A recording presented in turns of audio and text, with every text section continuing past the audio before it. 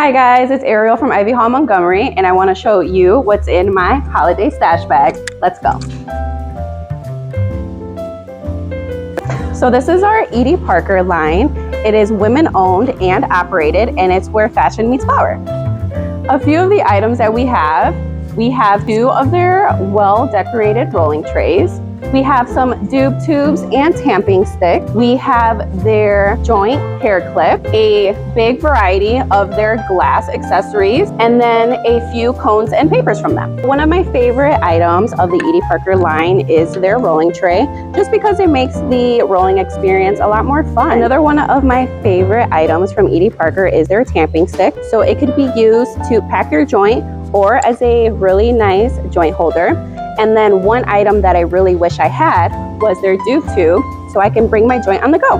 Edie Parker also carries some papers, and my favorite is the mint. So this is the Excite Mint. My favorite part about them is they are very festive. They have little peppermints on them, and they just make the flower taste a little minty. I hope you enjoyed taking a peek inside of my holiday stash bag. We'll see you soon. This is Ariel signing off at Ivy Hall Montgomery. Happy holidays.